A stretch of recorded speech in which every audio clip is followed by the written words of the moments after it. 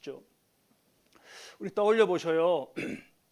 야곱이 요셉을 만났습니다. 그랬죠? 내려가서 요셉을 만나지 않았습니까? 안고 오래 울었어요. 오래 울었어요. 그러면서 여한이 없는 그러한 삶 모습에 이르렀습니다. 하나님이 이끄시는 것은, 우리로 죄된 세상에서 우리를 이끄시는 것은 그러한 삶이에요. 여한이 없게 하시는. 자, 그리고 야곱은 바로도 만났습니다. 바로를 축복했죠. 놀라운 장면이었어요. 하나님께서 빚으시는 사람은 결국 그 세상의 차원, 겉의 차원, 그걸 보고 살지 않습니다. 영혼을 보는 거예요. 영혼을. 그리고 그 하나님의 것을 주는 겁니다. 그에게. 그래서 바로가 야곱에게 줄 것이 있지 않아? 세상적 관점에서는 그렇지만 영적인 차원에서는 야곱이 바로에게 축복해주고 그 영혼을 위해서 중보해야 되는 그런 영혼이었어요. 자, 그렇게 만난 후에 이제 고센으로 잘 갑니다. 그런데 이게 그냥 가는 게 간단한 일이 아니었죠. 그 뒤에는 요셉의 기도가 있었고 하나님이 정말 지혜를 응답하시는, 특히 어떤 응답이었냐? 절제, 겸손. 그래서 그걸 가지고 잘 고센에 가서 정착하는 것까지 우리가 보았습니다. 지난주 말씀도 잘 떠올리시고 우리의 지금 자세를 말씀 가운데 잘 가다듬으시죠. 그리고 이제 야곱은, 이 가문은 고센에 사는 거예요. 그런데 우리 지금 47장 말씀에 27절, 28절 저 뒤에를 보면, 오늘 읽은 본문의 그 뒤인데요, 이렇습니다. 이스라엘 족속이 애굽 고센 땅에 거주하며 거기서 생업으로도 생육하고 번성하였더라. 고센 땅에 잘 생육하고 번성했어요. 야곱이 애굽 땅에 17년을 거주하였으니 거기서 17년이나 있었다는 거예요. 그렇죠? 그리고 그의 나이가 몇 세가 되었다고요? 147세. 예, 어느새 17년이 지나갔습니다. 자, 그리고 나면 48장, 49장을 얼핏 이렇게 제목을 보시고 쭉 훑어보시면 우리가 잘 아는 야곱의 축복, 그렇죠? 우리가 앞으로 볼 텐데 야곱의 후손에 대한 축복이고, 그 이후에 50장에 가고 그러면 이제 야곱도 죽고 요셉도 죽는 거예요. 그러면 17년 있었던 고센 땅에 17년을 있는 삶은 어땠을까? 야곱 가문에. 이게 이제 궁금해집니다. 이게 궁금해져요. 근데 성경은 그걸 말씀해 주지 않아요. 고센 땅에 이후에 17년 동안 있었는데 어떻게 됐을까? 그거 말씀해 주지 않습니다. 여러 이유가 있으실 거예요. 자, 하나님의 손으로 이 가문을 빚으셨지 않습니까? 70명이나. 그리고 이제는 변화되었어요. 그리고 방향이 잡혔습니다. 방향이. 고센에서 아마 다시 시행착오하고 다시 그 이전에 여기저기 떠돌고 그럴 때의 모습처럼 살지 않았을 거예요. 그리고 그 후손들의 역사를 보면 그렇게 살지 않았다는 걸 알게 됩니다. 그러니까 중요하죠. 이게 한번 방향이 잡히고 변화되고 나면 그 다음부터는요 가는 거예요. 그래서 이전에 시행착오가 없어요. 말씀으로 우리에게 하나님께서 하나님의 이 섭리와 어떻게 해야 되는지를 가르치시는 것 또한 우리에게 똑같습니다. 굳이 안 해도 되는 고생, 굳이 안 해도 되는 것을 그냥 피해서 잘 가게 하시는 거예요. 그게 이 말씀으로 우리가 요셉 가정 보내, 야곱이 어떻게 하는지 보내, 이거 그냥 여기 궁금해서 보는 게 아니라 바로 내 삶을 하나님께서 그렇게 인도해 가시는 것을 깨닫는 거. 이게 말씀의 복 중에 정말 큰 복이죠. 그래서 말씀을 이렇게 읽은 말씀을 따라 사는 게 중요해요. 따라 사는 게. 제가 중학교, 고등학교 그 시절이었던 것 같아요. 그때 리복이라는 스포츠 브랜드 광고가 아주 있었습니다. 유명했어요. 그 기억하셔요? 그 이종원인가 하는 배우가 그 광고했는데, 이렇게 의자 세워놓고 저기 의자에 이렇게 탁 올라간 다음에 쫙 넘어지는 거 따라 내려오는 거, 그 광고를 멋지게 했어요. 아, 그게 아주 학교에서 반에서 그냥 대유행을 했습니다. 막 전부 올라가갖고 그렇게 내려가고 막 했어요. 선생님들이 반에 그때 수업 때마다 들어오는 선생님들이 그거 하지 말라, 그거 하지 마라, 그거 하지 마라. 근데도 했습니다. 그리고 전국적으로 학교에서 의자가 엄청나게 부서지고 그랬어요. 근데 의자가 부서진 것까지 고치면 되는데 이제 아이들이 다쳤죠. 그거 따라하고 그러면서 아이들이 다쳤습니다. 제 친구도 그렇게 하다가 그냥 팔이 부러졌어요. 팔이. 근데 요즘에는 저는 통 못 봤네요. 그때는 접고론이라는 게 있었어요. 기억나시죠? 접고론. 그래서 이렇게 팔이 부러진 채로 가면, 야, 어떻게 그렇게 우리가 했나 모르겠어요. 마취나 이런 것도 없고 그냥 그걸 붙잡고 막 저 애들이 무서워할지 모르겠네요. 부러진 뼈를 붙잡고 막 우두두둑 두둑 이렇게 맞췄습니다. 너무나 아프죠. 얼마나 아프겠어요. 마취도 없고 아무것도 없고 그냥 막 괜찮아 그리고 막 맞추는데, 그러면서 거기서 막 소리 지르고 아프고 그러면서 뭘 깨닫는 거죠? 하지 말라 그러시는 거는 하지 말아야겠다. 그냥 뭐 다 재밌게 그러다가 그거 할 때 그 순간에 깨닫는 거예요. 그래, 하지 말라는 거 하지 말아야겠다. 우리가 총체적으로 인생 가운데 그게 우리에게 말씀이에요. 하나님이 하지 말라시는 거는 여러분 안 하면 복입니다. 하라시는 거는 하면 복이에요. 간단하게.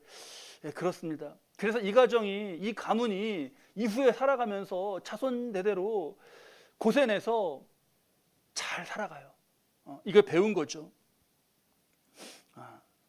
자, 그런데 17년 동안의 야곱 가문에 대한 말씀은 없으신데 그 이야기가 있어야 할 자리, 그게 바로 오늘 우리가 읽은 본문 자리거든요. 순서상 그 자리에 애굽 나라 전체에 대한 말씀이 있어요. 애굽 나라 전체에 대한 말씀. 그러니까 이렇게 일부러 이걸 아니라 이걸 보여주시는 데에는 또 큰 의미가 있는 거죠. 중요한 교훈이 있습니다. 우리 13절 말씀부터 보았는데 13절 말씀을 보니까 기근이 더욱 심하여 사방에 먹을 것이 없고 애굽 땅과 가나안 땅이 기근으로 황폐하니 했어요. 그러자 기근이 더 심해져 가고 먹을 것이 없어지자 14절에 요셉이 곡식을 팔아 애굽 땅과 가나안 땅에 있는 돈을 모두 거두어 드립니다. 돈을 받고 곡식을 어떻게 한 거예요? 팔았죠. 자, 그냥 주지 않았습니다. 곡식이 있잖아요. 근데 그냥 주지 않았어요. 이런 것들부터 우리가 중요하게 눈여겨봐야겠습니다. 그냥 주지 않았어요. 그래서 그냥 팔았습니다. 근데 팔고 하니까 돈을 가지고 사 먹다가 이제 돈이 떨어지죠. 그러자 15절 말씀이에요. 바로 애굽 땅과 가나안 땅에 돈이 떨어진지라. 애굽 백성이 다 요셉에게 와서 이르되 돈이 떨어졌사오니 우리에게 먹을 거리를 주소서. 어찌 주 앞에서 죽으리이까? 이렇게 말한단 말이에요. 자, 이제 한번 저를 보셔요. 지금 저와 여러분이 요셉이 되어 보시죠. 이렇게 말한단 말이에요. 돈은 떨어졌고 먹을 거 달라 그래요. 어떻게 해야 될까요? 이 순간에 어떻게 해야 될까요? 고민스럽지 않습니까? 우리의 삶의 자리에서의 어떤 문제도 이럴 때 어떻게 해야 되지? 하는 그런 고민이 있단 말이에요. 지금 돈을 받고 곡식을 팔다가 돈이 다 떨어져 갖고 이제 곡식을 또 달라는 거예요. 어떻게 해야 될까요? 이젠 그냥 줄까요?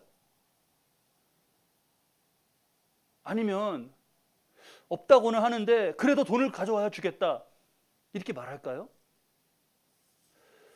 이게 지금 우리에게도 우리만이 아니라 전 세계적으로 중요해진 이 복지 정책과 관련해서 성경적인 지혜를 깨닫게 하시는 그런 말씀이죠. 어떻게 하느냐 요셉은 16절 말씀 보겠습니다. 우리 16절 말씀은 다 함께 읽으시죠. 요셉이 이르되 너희의 가축을 내라. 돈이 떨어졌은즉 내가 너희의 가축과 바꾸어 주리라. 가축을 가져오라 그러네요. 그러면 누군가는 그런 생각이 혹시 읽으시면서 드신 분도 있을 거예요. 아니, 그 가축을 받으면서까지 그 곡식을 파냐? 매정하다. 그런데 여러분, 아닙니다. 우리가 말씀 속으로, 그 하나님의 섭리 속으로 이제 깊이 이런 말씀들 읽으면서 들어가야 돼요. 이게 매정한 게 아니라 이게 지혜입니다. 지금 짐승을 빼짜는 게 아니에요. 지금 짐승을 가져와라, 그런 곡식을 주겠다는 건 짐승의 의미가 여러분 단순하지 않습니다. 지금 애국 괜히 허리띠를 졸라 매야 되는 시기지 않습니까? 허리띠를 졸라 매야 돼요. 앞에 돈을 받은 것도 그렇습니다. 그냥 주지 않았어요. 이건 정신의 영역입니다. 정신의 영역. 흉년, 곡식이 없는 것도 힘든데 여기서 정신까지 만약에 무너지면 애굽은 더 큰 위기를 맞아요. 경제적으로 어려울 때 이전처럼 살 수는 없죠. 경제적으로 어려운데. 근데 그게 구호만으로 이전처럼 살잖아요. 정신 차리자. 이거가 구호만으로 잘 되지 않습니다. 이게 뭐 살아가던 방식도 있고 이렇기 때문에. 근데 짐승을 팔면서요, 이게 그런 살에 피에 뼈에 부딪히는 이러한 현실로 겪으면서 정신이 차려지는 거예요. 자, 그러면서 이렇게 받은 짐승은 이제 이 애굽 국가 차원에서 관리하게 됩니다. 짐승을 국가 차원에서 관리하게 돼요. 무슨 의미냐? 점점 이게 좀 의미가 여러분 들어오셔요. 무슨 의미냐? 지금 이 흉년 중에서 6년째예요. 6년째. 앞으로도 몇 년 남았죠, 이제? 올해도 힘든데 내년도 흉년일 거예요. 또 남았어요. 졸라매지 않고 그냥 이거 풀어줘서 먹기식으로 가면, 그럼 곡식 다 먹은 다음에 뭐 먹죠? 곡식 다 먹은 다음에 뭐 먹어요? 짐승 잡아 먹습니다. 그렇잖아요. 그러면 내년에 흉년 겪어요. 내년까지. 그리고 나서 후년에 이제 흉년이 아니라 가뭄이 아니라 농사를 지을 수 있게 됐을 때 농사를 뭘로 짓죠? 농사를 지을 게 없어져요. 손으로 져야 돼요. 그때는 가갖고 그냥 맨손으로, 사람이 짐승이 돼갖고 손으로 져야 됩니다. 땅을 막 파고. 목사님, 그때라도 짐승 기르기 시작하면 되지 않나요? 그거 짐승이 소가 뭐 이렇게 일할 만큼 기르려면 시간이 많이 가야 됩니다. 당장 사람 먹을 것도 없는데 짐승을 기를 수가 있나요? 이러면, 지금 이렇게 하면 지금 말씀드린 것 가운데 가장 경계해야 될 악순환의 고리가 시작되는 거예요. 악순환의 고리가. 자, 우리가 코로나 때 봤죠. 코로나 때. 나는 걸려도 괜찮아. 나는 마스크 안 쓸게.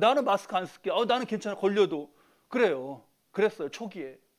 아니요. 선생님, 그게 아니라 선생님이 걸리는 거는 뭐 걸리시는 건 알아서 하시고, 내가 다른 사람한테 퍼뜨리지 않기 위해서 철저하게 쓰는 겁니다. 이거를 알려주는 데까지 한참의 시간이 걸렸어요. 그랬죠? 뭐 코로나 걸려도 병원에 가서 뭐 응급실 가고 그러면 다 낫고 그러던데. 아니요, 선생님. 그거 코로나는 고칠 수 있어요. 그런데 이게 막 걸려가지고 응급실이 다 차고, 그래서 결과적으로 의료 체계 붕괴. 그렇죠? 그것 때문에 지금 이거를 막 추적 조사까지 하면서, 동선 추적까지 하면서 했던 게 이 체계 붕괴하지 않게 하기 위해서 아닙니까? 지금 이 애굽이 이런 차원이에요. 당장 짐승 먹으면 되잖아. 짐승 먹으면 되죠.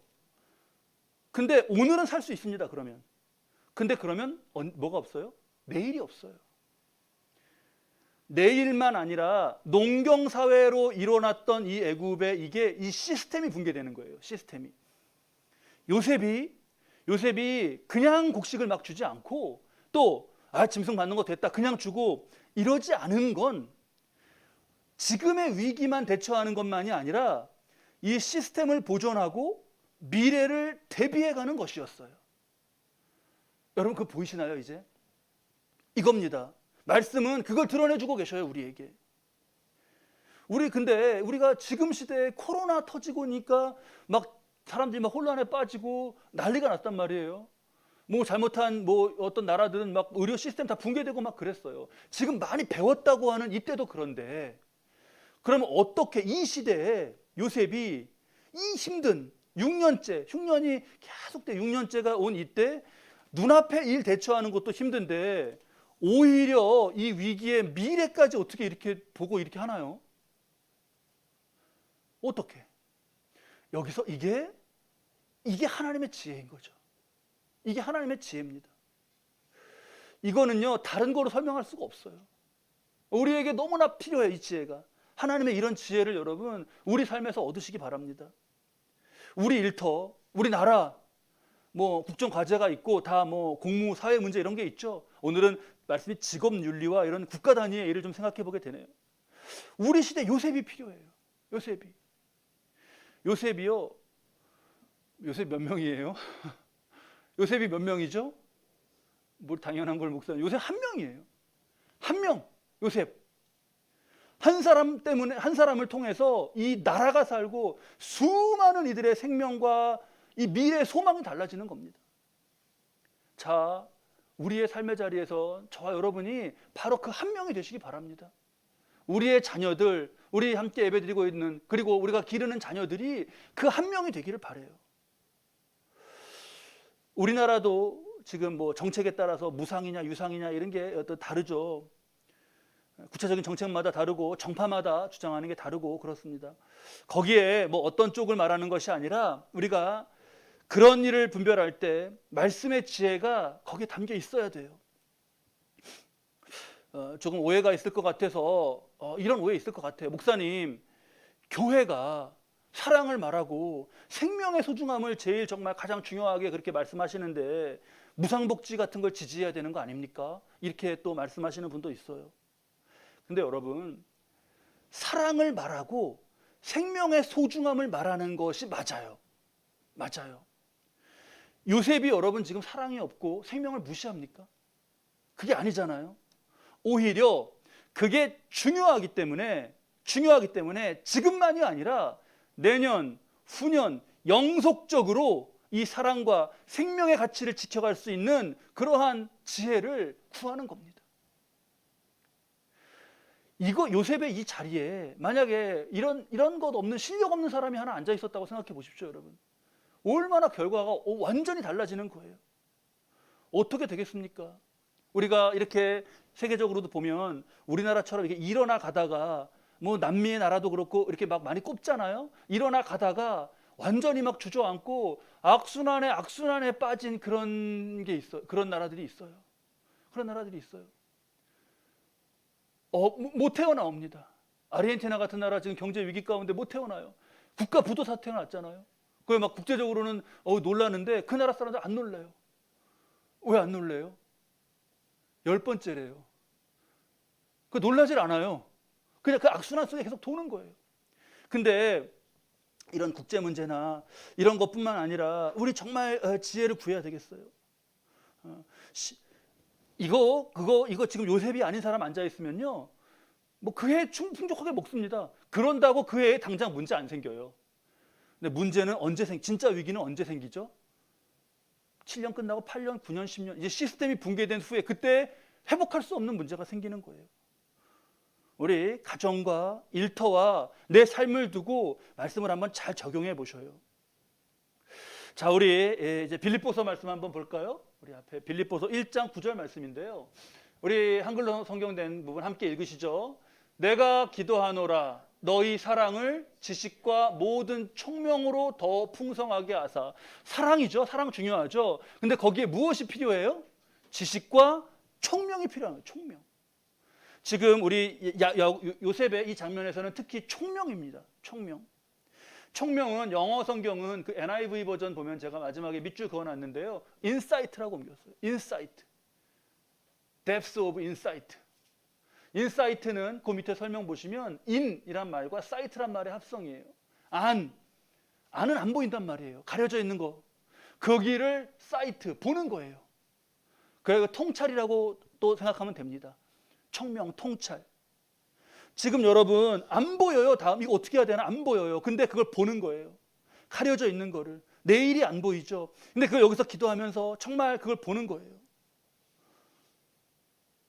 이게 딱 요셉만 지금 돼요.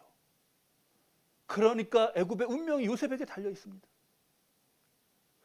이건요. 근데 이 총명을 우리가 있어야 되는데 이게 있어야 되는데 인사이트가 있어야 되는데 이거 어떻게 하면 얻을 수 있냐?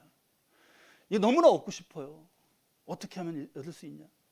빌립보서의 말씀에 지식과 모든 총명을 위해서 책을 봐라, 공부해라, 뭐 정보를 빨리 얻어라 그러지 않으셔요.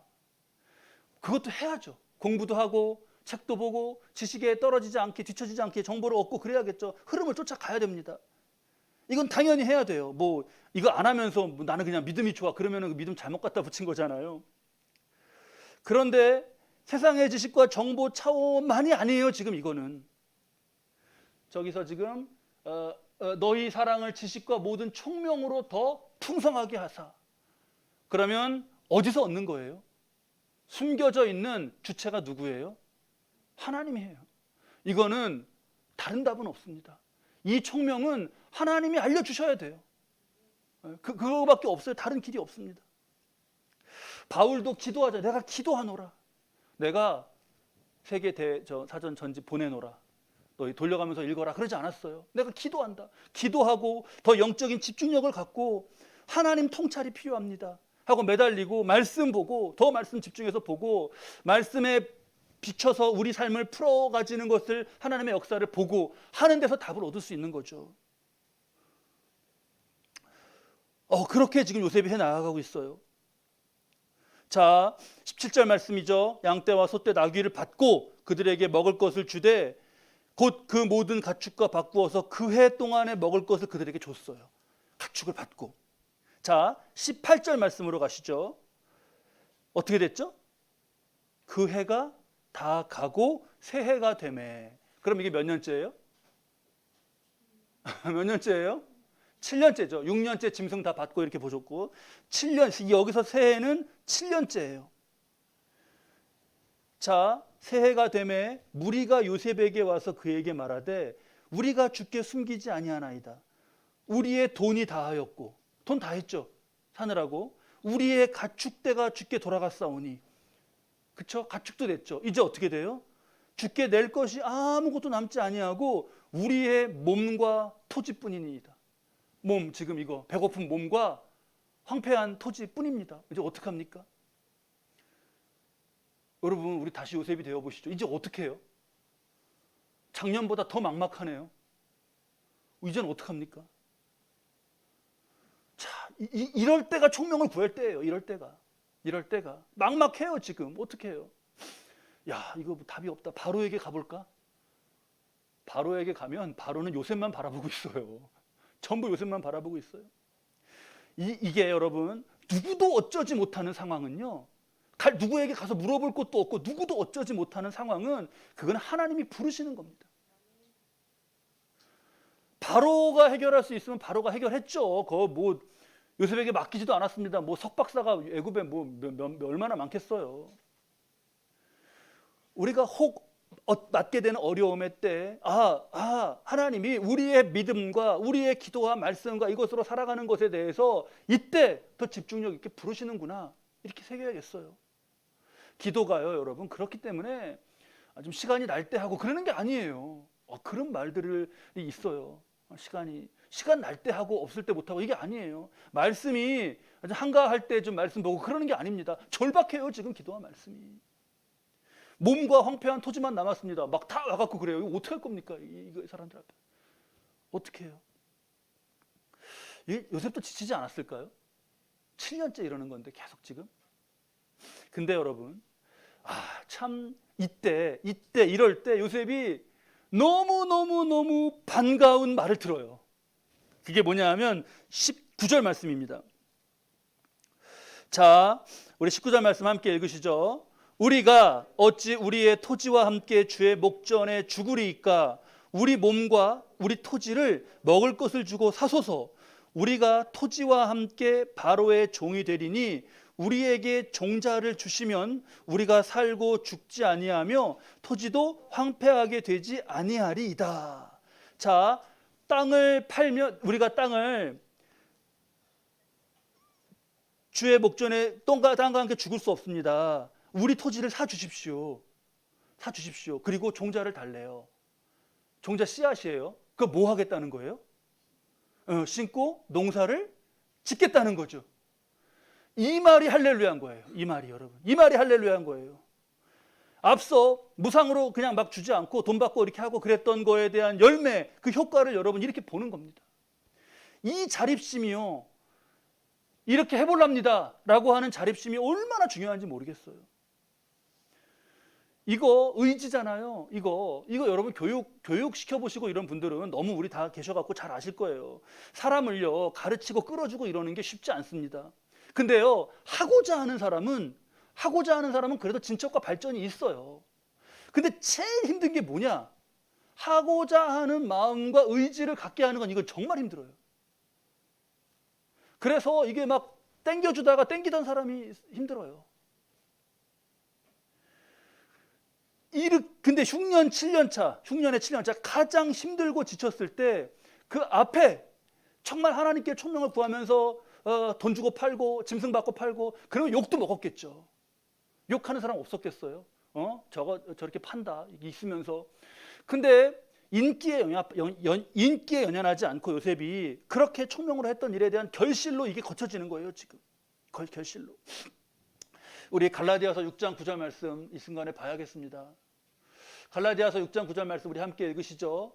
우리가 선을 행하되 낙심하지 말지니 포기하지 아니하면 때가 이르되 거두리라. 선을 행하되 낙심하지 말아라 그러셨어요. 선을 행하는데 뭐 왜 낙심하지 말라 그러시지? 그냥 우리가 늘 읽기 때문에, 말씀을 읽기 때문에 이렇게 자동화돼서 지나가요. 선을 행하되 낙심하지 말고 이렇게 외우고 막 이러기 때문에. 근데 저게 이상해요. 선을 행하는데 선을 행했으면 좋은 이런 결과가 열매 들고 있고 그럴 텐데 왜 낙심하지 말라 그러실까?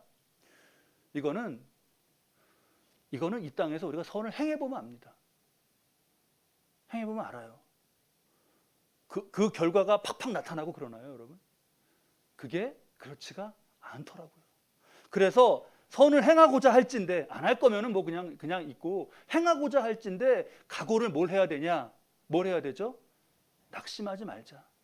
혹시 내가 이거 뿌렸는데 잘 안 나도 뭐 하지 말자? 낙심하지 말자.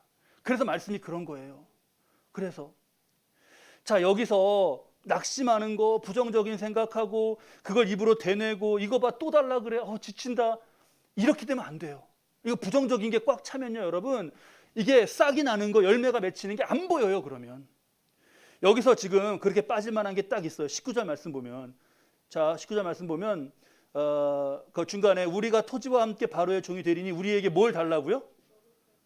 먹을 것을 아니고 우리에게 종자를 주시면, 종자를 달래잖아요. 그러면 종자가 자기들에게 있는 거예요, 없는 거예요? 없죠. 왜 없어요? 먹었어요. 종자를 먹었어요. 어머 세상에. 우리 저 농사지구 그런 출신들 계시죠?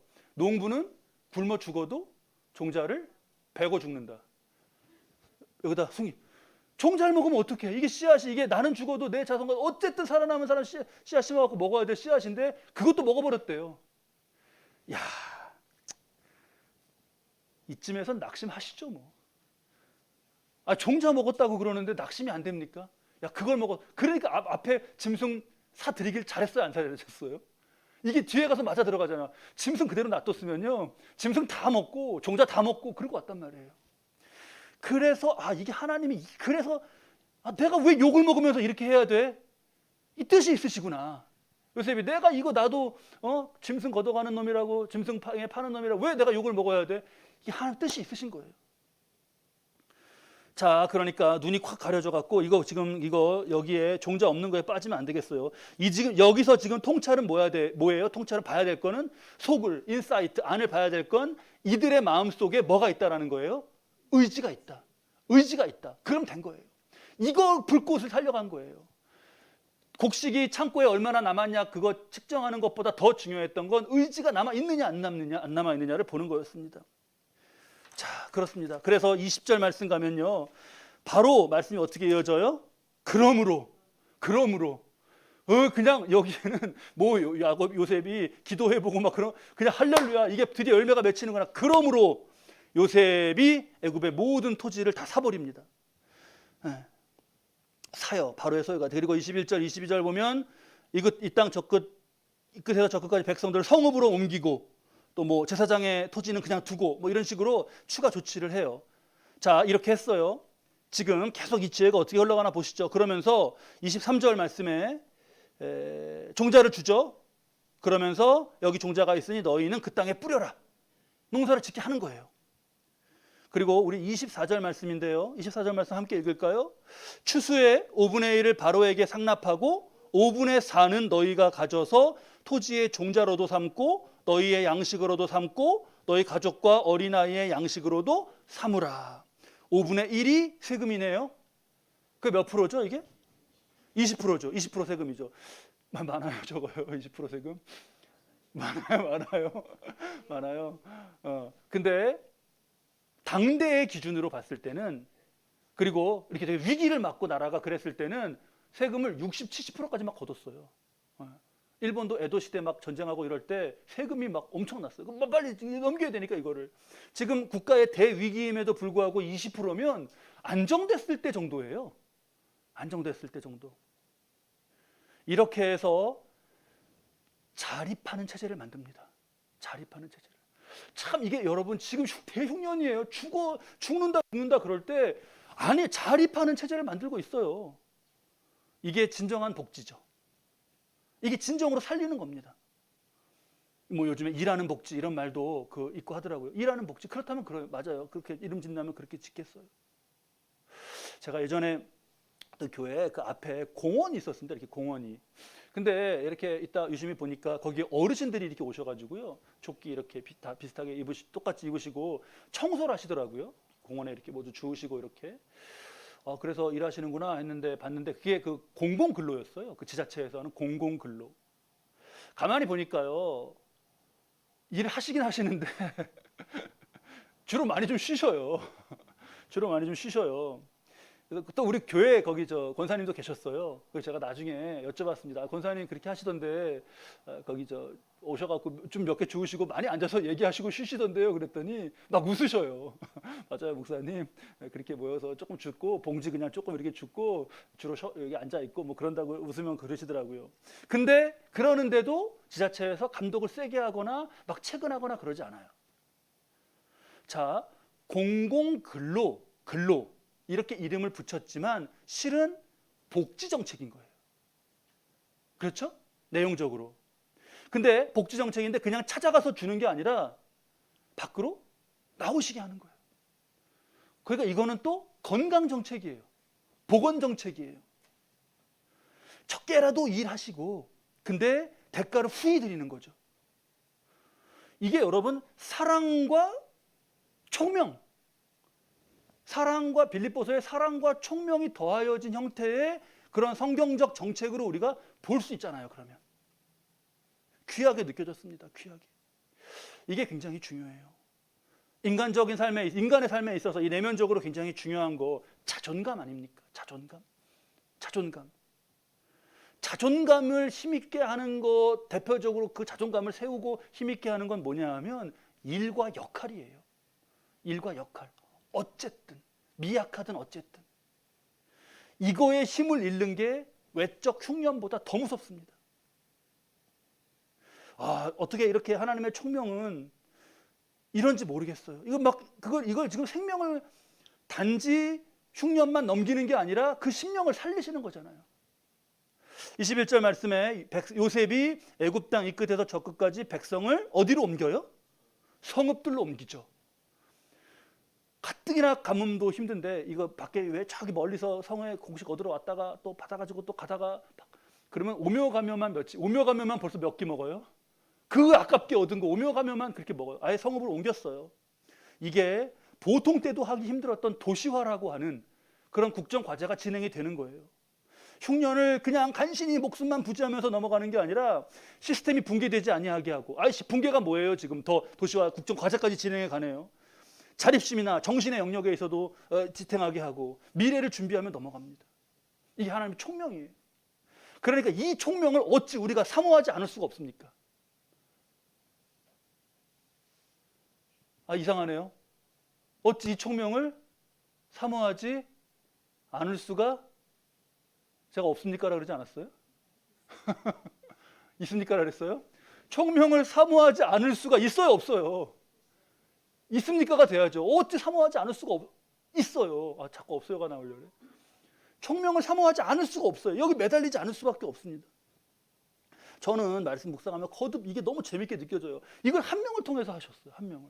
그 많고 수많은 사람, 애굽에 바로에 이제까지 해갖고 별거 다 기관도 있고 도서관도 있고 학제도 있고 그런데 이거를 아무 그것과 관계없는 요셉 한 명을 통해서 하셨어요. 우리나라 많은 인재가 필요하다. 그 말도 맞죠. 많은 인재 필요합니다. 근데요, 진정한 하나님의 사람은 그 한 사람은 급이 완전히 달라요. 자, 이걸 위해 우리 기도하는 거예요. 우리나라가 여기까지 오는데 하나님의 사람들이 있었습니다. 앞으로도 그렇습니다. 나라만 그런가요? 우리 가정, 우리 일터, 미래를 복되게 열어가는 희망은 여러분 어디에 있는 거예요? 어디에 있는 거예요? 하나님의 총명에 있고 그 말은 곧 여러분에게 있다는 거예요. 어려움이 있죠. 흉년 7년 연속 흉년보다 뭐 더 어렵겠습니까? 애굽일 때와 가나안일 때 7년 연속 흉년보다 이럴 때 눈앞에 어려움이 아니라 그 뒤에까지 이 총명. 자, 그러면서 우리가 한 가지 꼭 빼지 말고 말씀에서 새겨야 될 것을 보고 넘어가시죠. 중간에 우리가 13절부터 26절까지 말씀까지 봤는데 중간에 반복해서 나오는 말씀이 있어요. 한번 보시면 14절에 보시면 돈을 모두 거두어 드리고 그 돈을 뭐래요? 바로의 궁으로 가져가니. 그렇죠? 20절 말씀 보실까요? 요셉이 애굽의 모든 토지를 다 사서 바로에게 바치니. 23절에 내가 누구를 위하여? 바로를 위하여. 그죠? 이게 뭐죠? 아주 그냥 간단하게 딱 핵심만 말하면 요셉의 정직과 충성이에요. 요셉의 정직과 충성. 요셉이 바로에게 지금 충성하죠. 야, 애굽에 경찰도 있고 다 그런데 내가 이거 빼돌리면 걸려. 어쩔 수 없다. 그거예요? 그렇게 말한다면 요셉을 모독하는 거죠. 요셉은 바로 보고 사는 사람이 아닙니다. 여태까지 바로 보고 왔나요? 요셉은 하나님의 사람이에요. 하나님 앞에서 정직하고 충성하는 모습이 바로에게 이렇게 행하는 것으로 나타나는 거죠.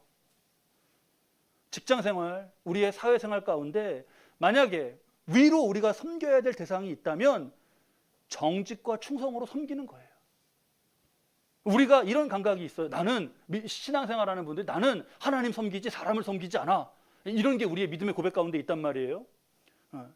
사람을 이렇게 하는 게 혹 불신앙이 되진 않을까? 자기 검열이 돼요.